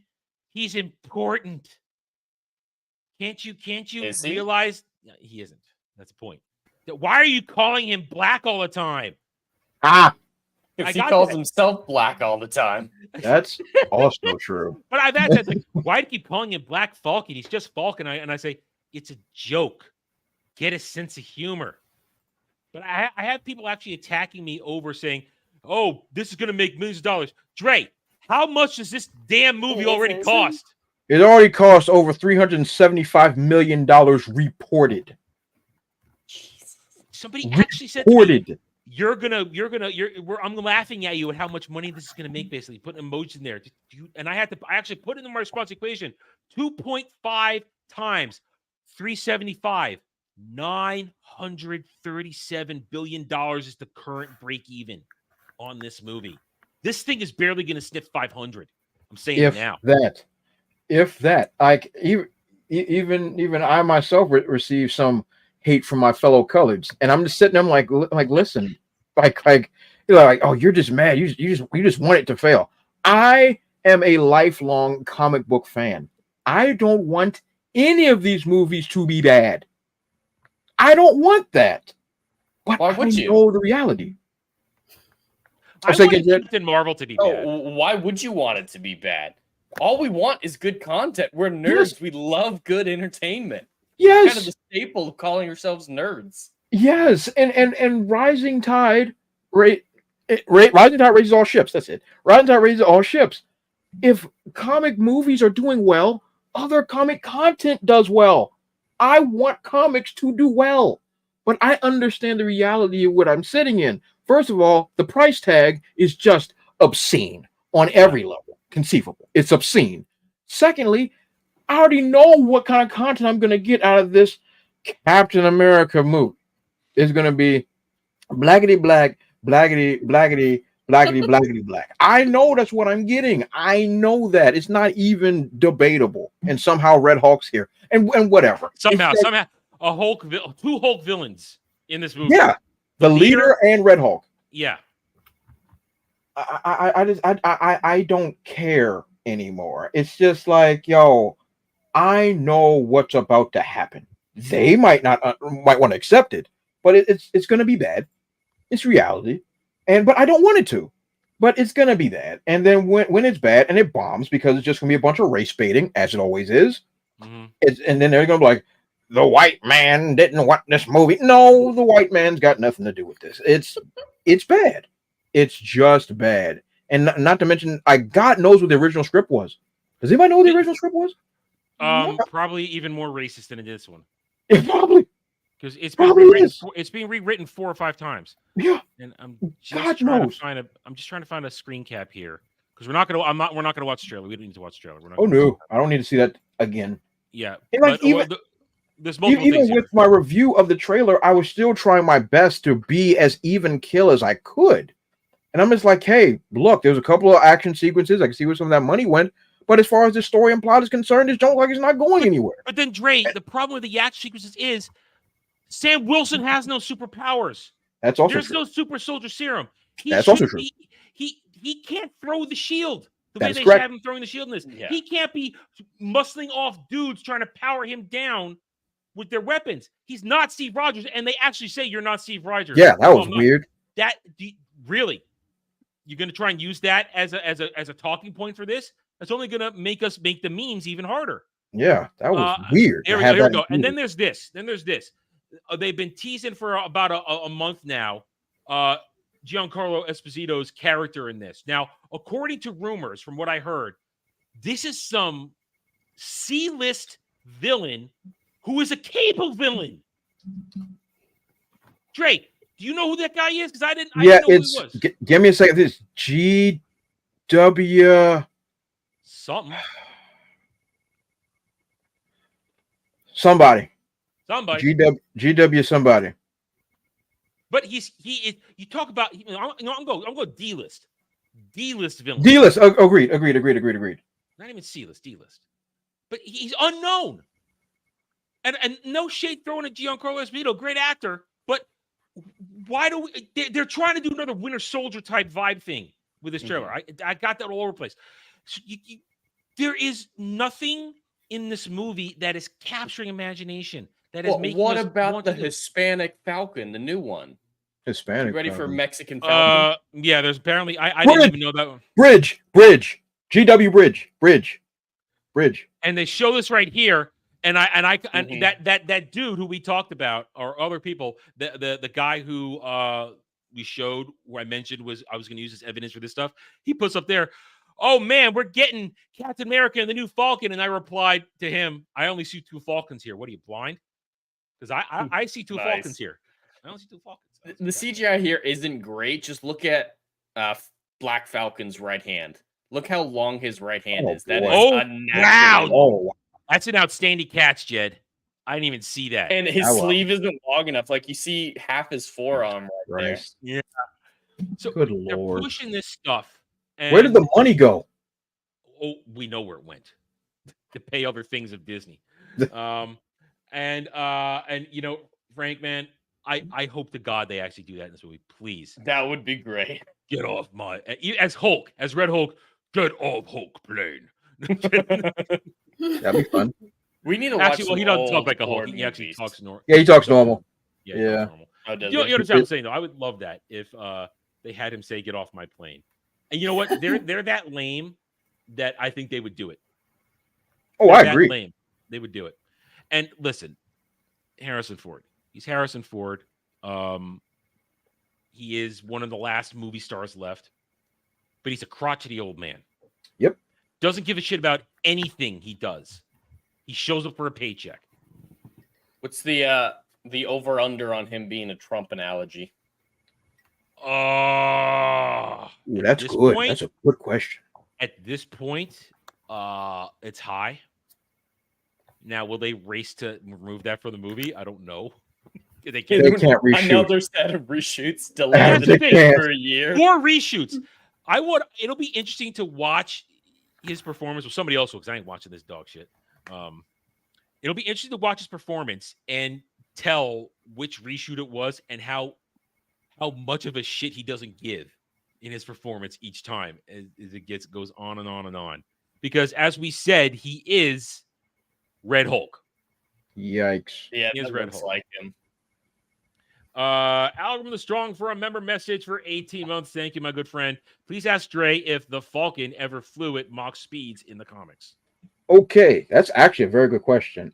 So yes, once he got the upgrades from Tony Stark, he got a upgraded Falcon suit that the wings will fold in, and then there'll be a rocket pack on the back, and then it does hit Mach. Now, granted, he actually got a full new suit of armor. It wasn't just the goggles sitting there looking ridiculous, but he actually did get a full suit of armor thanks to Tony Stark. So I doubt they're going to be doing that. They show him going Mach speed, but yeah, he's not in armor. He's in his current. Yeah, he's still in that ridiculous suit and with goggles. I'm pretty sure the meat is right here on his face. There it is. That's it right there. That's it right there. Yep. That's him going Mach. That is. How is the shield not just getting ripped off his back when he does that? Is it the new movie magic? Yeah, the magnetic clamps. Now, I'm not an expert on, Mach speeds or anything, but I feel like that would rip your skull off your shoulders if you're not in a shield. Just wind resistance. Yes. Mm-hmm. Yeah. That's why you need superpowers to, like Superman, or you're to do something Tony like Stark in a suit of iron. Yeah, he's in a suit. Yeah, that's protected. Yeah, like in the comic, he gets a Falcon Iron Man suit essentially, and so therefore, when he hits Mach speed, it makes sense. Because it protects him. Armored. I'm pretty sure he got the face meat out there. So I don't. He does. We see it in another CGI clip, and they're saying that this fight scene is taking place around the Eternal. What's it called? Shit, the Celestial that's sticking out. Oh, the Celestial with the hand in there. They're finally getting around to that in this movie. Get stuffed. What are they doing? Now we're gonna reference that happened. You've heard the rumors that that's the source of adamantium. That's rumors. It's rumors. What? I can't. That the Celestial sticking out of the water. It's been there for years, and they've ignored in every other movie and TV show since the Eternals, except for the spoofing in She-Hulk, which doesn't count anymore because it wasn't even happening in anything. That the Eternal sticking out of the water has a metal in it that might be adamantium, which is a cause for a lot of shit that's going on in this. That is international conflict to get the So they're essentially mixing one bad film with another film, basically. Yeah, I guess they don't know what they're doing. They have no idea what they're doing. Do you know the kind of ramifications that would happen to the Earth with the Celestial coming out of it? Not to mention it came from the Earth's core, and Yeah, no because- one has referenced it. If the Because- Earth's core was an egg that cracked and made a baby, we'd lose our Rotation. magnetosphere. Yeah. We lose our stops everything. rotation. Yeah. The Earth is dead. Even if the Celestial doesn't crawl all the way out, we have no molten core anymore, which means the next solar flare gonna cook us. And even before that, we're dead. But there's so many things that would kill us if we lost our molten core. Yeah. Yeah. So this this is the best example. This is coming out in February. Now, before that, we've got Deadpool and Wolverine, which is the outlier. We all agree. Deadpool Wolverine is an outlier. It's I'm still not sure it's going to make $1 billion. I think it's I am not on that train. I think its R rating hurts that. I think it gets into the 700s or 800s. I agree. That's reasonable. About comparable for the first two. Yeah. It just depends on its budget. Do we have a reported budget for it yet? I still don't think we have a budget for That's it. a Because good I'm question. guessing the budget is going to be higher than the first two. So even though the Yeah, first two I were think last time I successful- remember, I know it was 200. I think it was in 200. I Yeah. remember hearing that. Eh, Because the its last- success is going to be weighted differently. Even if it makes the same amount of money the Yeah. first two did, God damn it. that might not mean it really was a I mean, success. Yeah. I mean, let me see if it's up because we're only 2 weeks away from it. Yeah. It's gonna have- Yeah. 10 days, sorry, Sure. we can have 10 days. 10 days away from it. Deadpool, Wolverine, budget. 200 million Yeah. That's is the minute. current known reported. budget. Yeah, I would say with all the marketing they're doing, it's got to be at least 250. Oh, probably so.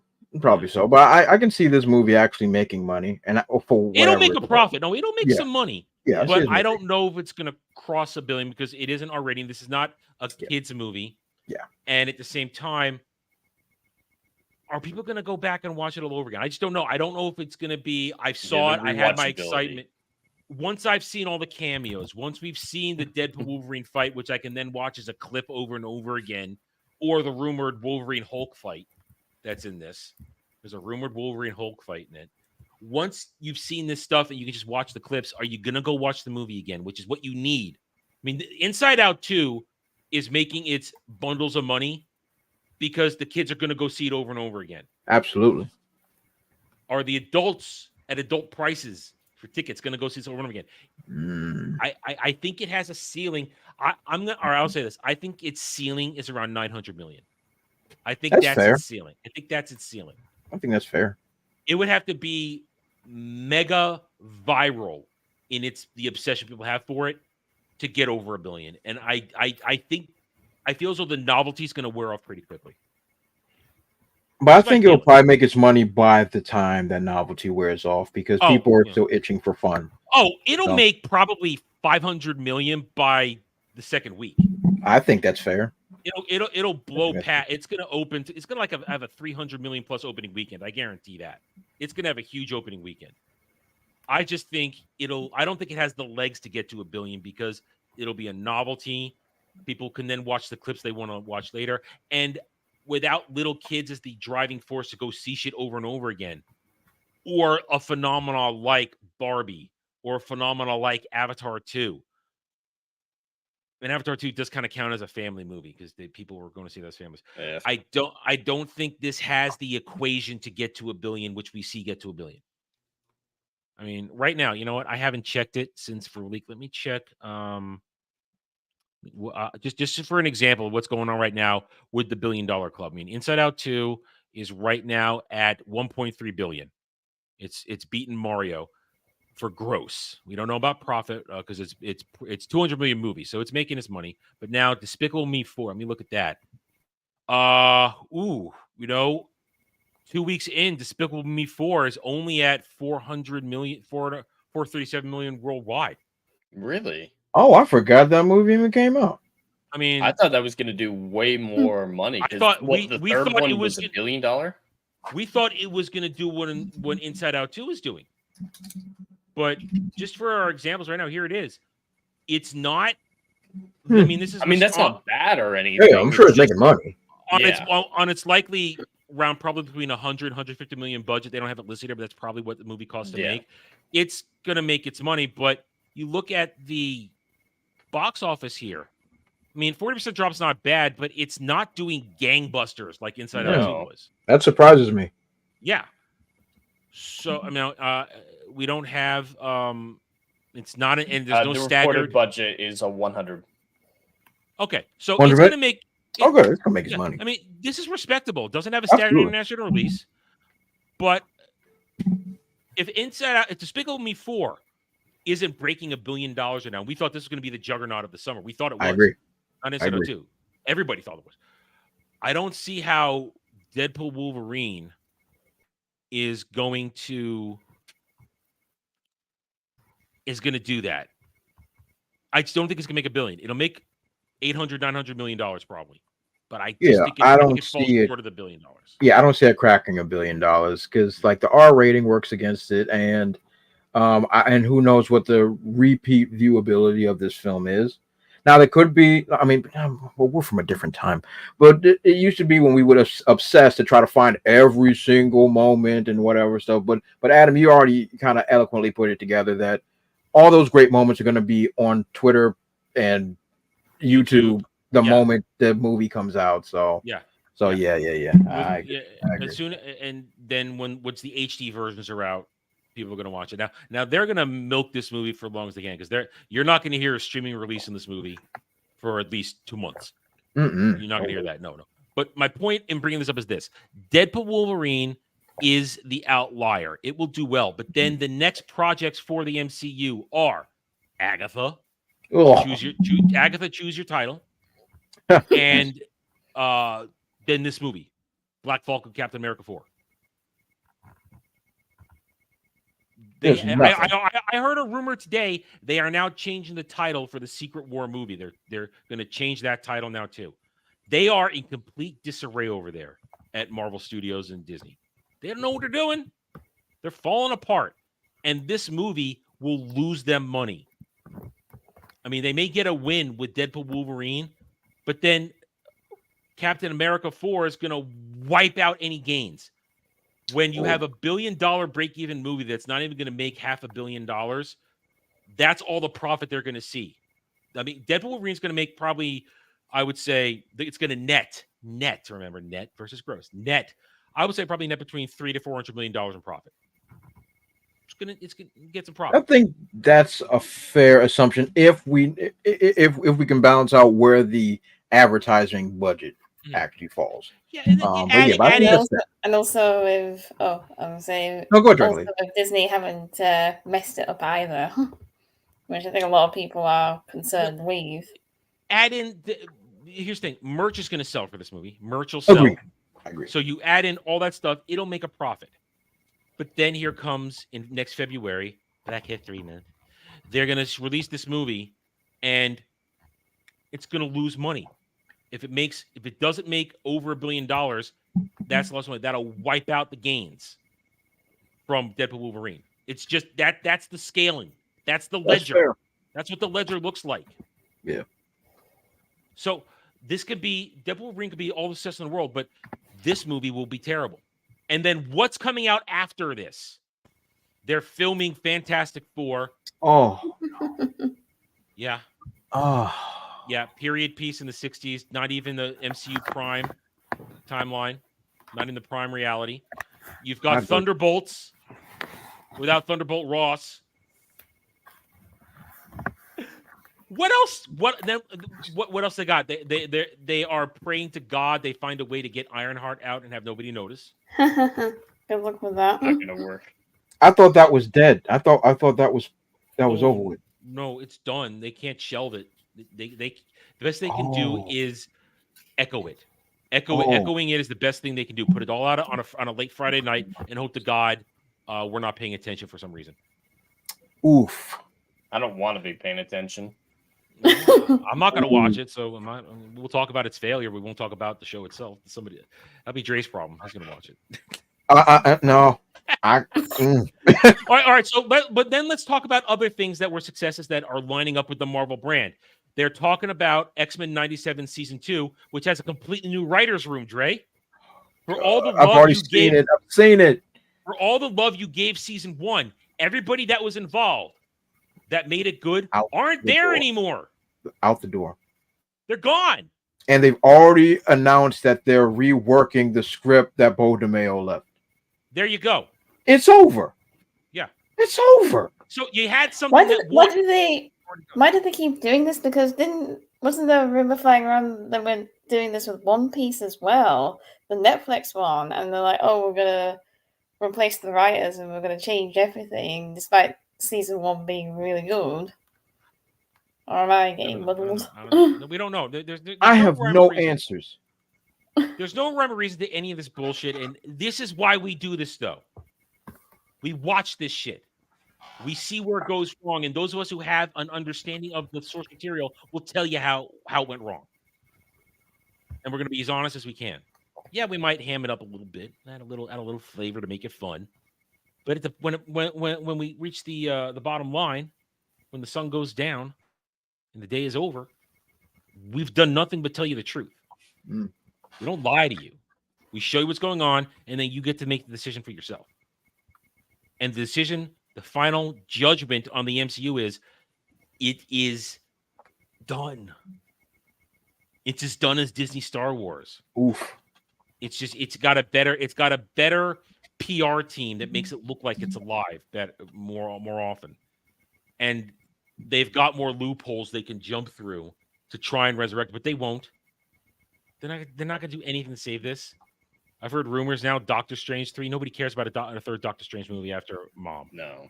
Nobody cares about that.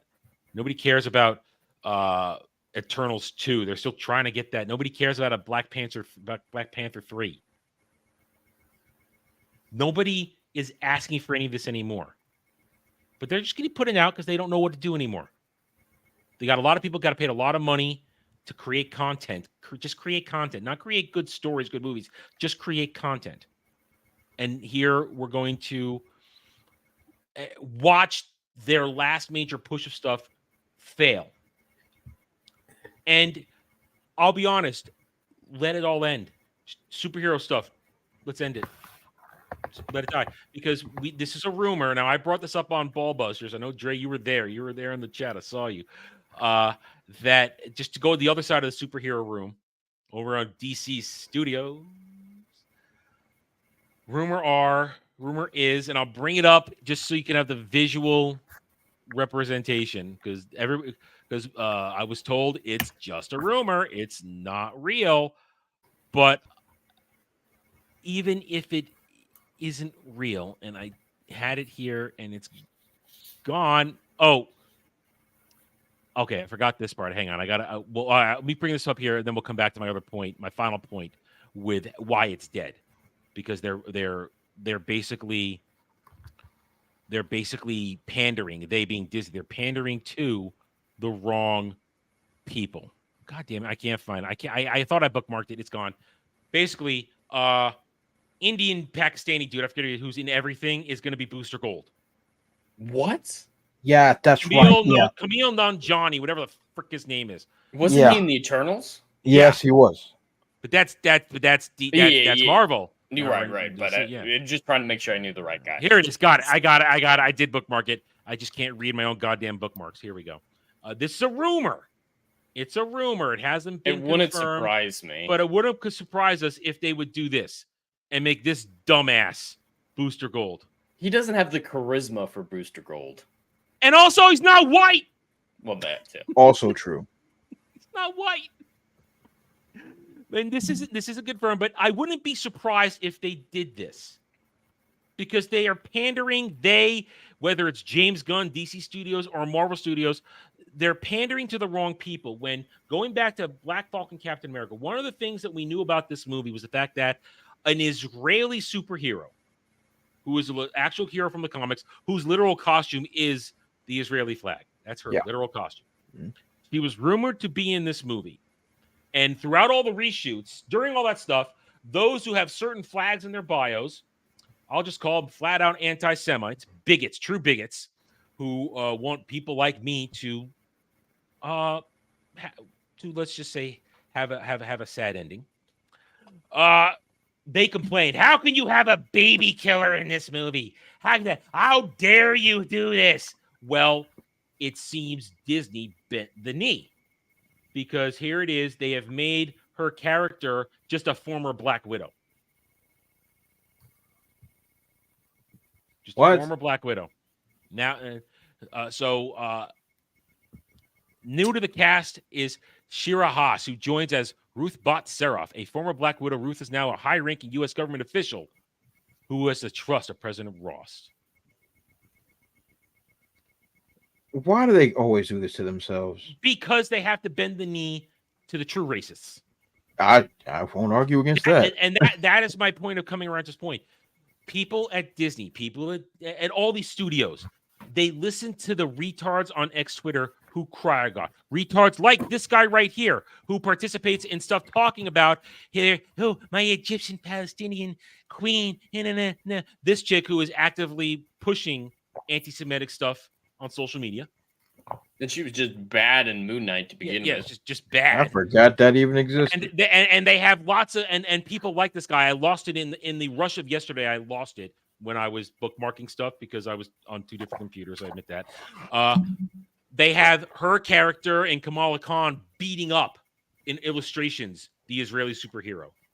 What? God. People posting shit like that because of Black Falcon Captain America can't have this child killer. How can you put someone who kills babies as a hero? That means this is the shit that they're pushing, and this is who they're listening to when they bend the knee and make a change like this. Yo, this is why this shit fails. Why can't she be in the film? I still don't understand. Even by their because she's Jewish, Dre, and Jews are evil. Got it. That's simple. Gotcha. That's I simple. was gonna say, I can't wait to see the reaction when they find out about Kitty Pryde on X3. Well, I mean, but luckily for us, Dragon Lady, these people don't understand history, and they're not going to look back at it and never going to learn anything. No. But it still baffles the mind. Having a character that just happens to be from Israel is a problem. That's ridiculous. Who cares? Normal people don't, because normal people don't register this shit. Not only that, what they're going to do to Magneto in the films now as well. Hello? Who's more Jewish than Magneto? What are we doing? Exactly. They are catering to people who have sub-basement IQs, who are filled with hate and are part of this give it to me now generation. I suffer no consequences for my actions generation. That's true. And that's who they cater to, and that's why Disney Star Wars is failing. That's why the MCU is failing. That's why all this shit is done, and that's why I'm saying just let it end. Let it end. I will mock it till it's done, but I don't have interest. I mean, the only reason I'm going to watch Deadpool Wolverine in 10 days is so that I can take part in the conversation. Not that I'm interested, just so that I'm not left out of understanding what people were saying. And so I can give a legitimate take. Was it good? Was it bad? To do my job. I watch things because it's my job. It's the deal I make with every single person who subscribes to my channel. I watch the horrible shit and sometimes the good shit to let you know it's good so that you don't have to. I play the games when they come out. I every moment, every day we inch closer to Dragon Age, the Veilguard, I feel a little bit sadder because I know I'm going to have to drop 60, 70 bucks on a game that's likely to hate me as an original Dragon Age fan. Because you guys need to know if you're going to get to waste your time with it. That's the truth. And some of you generously pay me for this, whether you watch it or send me a super chat. And that's what we do. So people who say, why do you watch this horrible shit if you hate it? It's because it's the job. It's a job also to chronicle the destruction of things that were once glorious that I loved. And I stick to chronicling the destruction of the things I once loved because I can show the difference of when it was great and what it is now.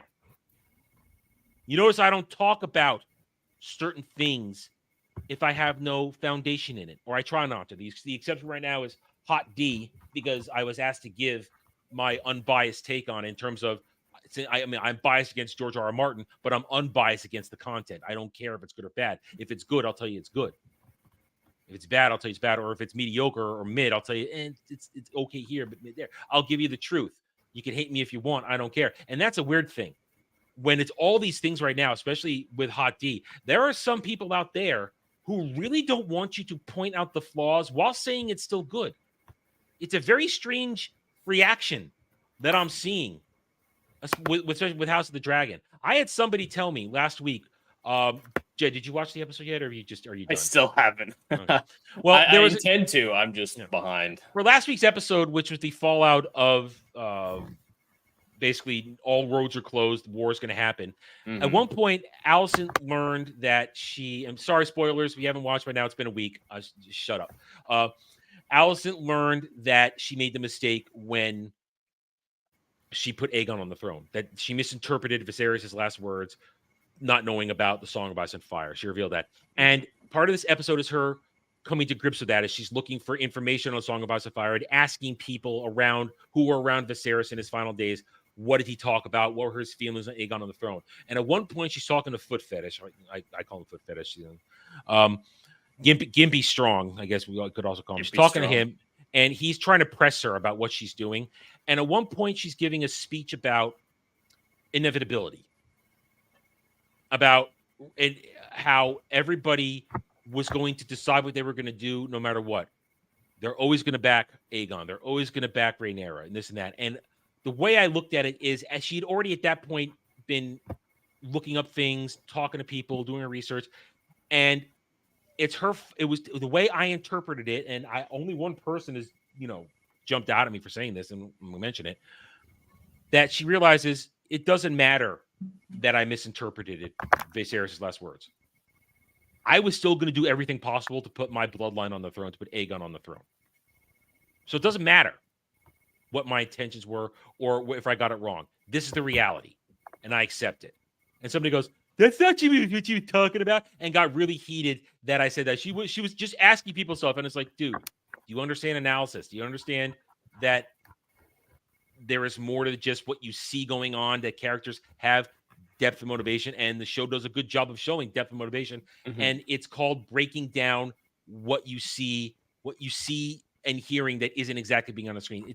It's about reviewing and analysis. And some people don't understand that. They just want you to hate the character they hate and love the character they love. And that's another weird thing going on with House of the Dragon. The weirdness of there are stands. There are a different version of stands of the hatred they have. Like, that bitch, that asshole. Oh, I hate you. It's very strange. And I simply watch this show and I see the characters as characters, and I'm not emotionally involved. It's a very weird show. It's a very weird fan base. Fan base. To a certain extent, I find the fans and stands of House of the Dragon as being more cringe than even the stands of Disney Star Wars, because we're used to that. We expect that from them. They're very small niche, but people that we normally respect when it comes to reviews, people who are usually level-headed, are acting like Star Wars stands, and it's weird to see that type of behavior eke into it. House of the Dragon is good. There's a lot of great writing in there, and quality show. It's definitely quality, but it's not the greatest thing since God made bread. No. Like, people are acting like it is the greatest thing ever, and if you have any criticism for it whatsoever, you're a bad person or you don't understand media literacy. That's been thrown out at me, not understanding media literacy because I criticized fluff. Yeah, and there was a scene in this episode where you got all the stuff you needed about Rhaenys and Corlys and her and all their stuff that could have been done in this episode that you didn't need to do in the previous 3 episodes. You could have saved it for here and still had the same effect with the end results of the episode. You didn't need it. And that's all I'm commenting on. Tighten things up. It could be great acting, great dialogue, or production, but nothing is perfect. And all I'm asking for is objectivity. And I'm trying to be objective about this show. And I still give it high praise, which is what I don't understand. People yelling at me when I criticize something too. It's like I'm giving high praise. It's not, like just said, it's not the greatest thing ever. And I think the problem is people are so starved when something is half decent, they latch on it so hard. And I don't want to hear, oh, you can't talk bad about it because it might not get more episodes. It's already been up for a season 3. It's happening. And they'll probably stretch it out to a season 4. I mean, they're going to milk this tiny little book for all it's worth before they roll out another 2 spin-off shows so that George doesn't have to finish his goddamn book. He's never going to finish that book. Never gonna happen. Never happen. If he does, you definitely getting the last one. No, God, no. And that's the point. I mean, the chat's right. I'm seeing you guys talking. I mean, here's the thing. Son of Joxer, he's Team Green. I'm Team Nobody. They're all horrible people. Yeah, I don't care who wins. Yeah, no. That's the one thing that I struggle with the show as well, because even in Game of Thrones, where we knew most people were horrible human beings, we still had beacons that we could latch onto as traditionally good heroes that we could root for. Most of the Starks, for the most part, the Starks you could root for, believe in. Jon Snow, of course, Daenerys to a certain extent for a long time. There were still traditionally good people that you could care about their stories and care who wins. In House of the Dragon, everybody's bad. There's not even a single character that I was like, besides, of course, the children. I don't want anything bad to happen to the children. But besides that, it's like, I don't really care who wins the Civil War. I don't really care what team wins. If individual characters survive or not, I don't care. I'm not so much enjoying Daemon Targaryen for being Daemon Targaryen. I'm enjoying Matt Smith for being a really good actor. Yeah, his performance is great. He's still not a character you want to root for. No, he's a horrible person. And Jox is right. It's a 7, 8 out of 10. But people calling last week's episode with the dragon fight 10 out of 10. It was okay. They gave you they paid off everything they promised. How long was the dragon fighting? Like the action of the episode? The final action set piece, the final action set piece where it all happened was about 20 minutes. Oh, that's longer than I expected. With the siege and the fighting and the dragons, and it was significant dragon fighting. And now I found the dragon fighting personally to be kind of stale, honestly, because all they do is grapple and spin in the air a lot and shoot fire at each other. And it was just 2 versions of the same fight: one larger dragon versus smaller dragon, and then the biggest dragon versus the previous bigger dragon. And it's also, I understand it happens in the books, but the way they designed it, I don't know how at the very end, Rhaenys and her dragon are completely blind and lose track of Aemond and Vhagar on the battlefield. I don't know how you lose track of Aemond and Vhagar on the battlefield, and how they managed to slink around behind the castle keep and then fly up from behind it at a blind spot. I don't understand how you lose track of the biggest fucking current dragon in the world. That thing's huge. I haven't seen the scene, so I don't know how it's set up, but the dragon fight at the end of season 1, I think, was really good. The cat and mouse game with Vhagar and Jace. That was legitimate. That was legitimate. Because there's cloud cover. You can't see anything. There's it's a clear sky. A beautifully shot scene, a great fight, and now it was good, but it was there. I'm questioning certain things, and also, I also personally do not like the idea. And Jed's heard this one from before. I don't like the idea of dragons where their arms are their wings. I'm not a fan of that design. I never have. I like a good old fashioned quadruped dragon, where they can do this. It's what I like. I prefer that. But it's the design of these dragons. It's fine. And they make it work in the universe, and it works fine. And so, but it didn't break the mold for me. I wasn't going, oh man, I wasn't fist pumping anything. I was just going, okay, you paid it off. You did a good job, and you showed us. And I understand the meaning that dragon warfare is chaos, that it's barely contained chaos. Because at one point, when Vhagar is stomping on the ground, she's trampling everybody, her own side's troops at the same, included enemies. So dragons, when they fight, nobody is safe. And that's the point that the show was trying to make. They tried to make it too many times, in my opinion, but they made the point and they paid it off. And it's only going to get worse. So I will continue to watch it. Tomorrow, you'll get my review tomorrow afternoon when I get around to it. When I wake up again, my sleep schedule is all in the weirdness. Wake up, I'll watch it, and I will give you my take. And hopefully, you guys keep enjoying it. And thank you, Third Eye. Thank you. These things don't make sense. And I'm going to call it out. And if some people don't like it, well, you're being a stan. You're being a stan. Yeah. And I'll call you stan like I call a Disney stan a stan. So I am glad that she's the one who died in this fight, though, because I hate her writing, especially with that, episode 9, I believe it was, of season 1, where her writing was just thrown out the window for a big action set piece that made no sense. Like, it was time for her to go. So that's one small. She dies. That's when positive. she dies in the story, so she's done. So either way, but House of the Dragon is good. Yeah, it's not great. It's good, and it's quality television. I'm glad people are really enjoying it, and I'm glad it's there as a counterbalance, so you could see what. Because even my criticisms are just objective criticisms, but I give the show high praise for its production, its acting, all that. But you could show here's what good television looks like. HBO knows how to make good television. Disney does not, and it's a very black and white comparison. You cannot deny what a good show looks like for Amazon. I'm sorry, for HBO. I was thinking Amazon because I was going to say Rings of Power is coming out in a month and a half. Jed, they're dropping 3 episodes at once again. 3 episodes? We're going to die. That first Mortal that first Mortal, it's going to be long. It's going to be 4 hours again. It's going to be terrible. But we'll be there August 31st.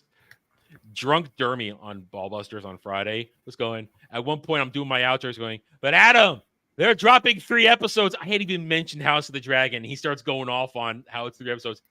It was, God, and he admits he doesn't even remember it. That silly son of a bitch. But he's our silly son of a bitch. Anyway, all right. So we talk about these things in comparison, and that's how it is. Good and bad. You can have good and criticize it while still being good, but the bad is just bad. And anybody that tries to dance around that, I question your intelligence at this point. I just do, as we've seen today. All right, I got nothing else. I cut a couple of the conversations short because of what we had to do, and I believe, I am out of topics. So with that said, let's just go relax. Jed, go relax. What do you got coming up? Just regularly scheduled stream Saturday Night Drive-In, which Adam will talk about, but you can all find me on YouTube and Kick at Hollywood Scholar. Okay. Dre. So we got ourselves, it's going to be a full week of content Monday and Friday on the Brutal Playing Comics YouTube channel and on my gaming channel, The Brute Plays. Got some more Pokemon battles coming up, so that should be a lot of fun. And I think I'm recording another independent comic creator, I think this week, which will be dropping probably at the end of the month. So that's going to be great.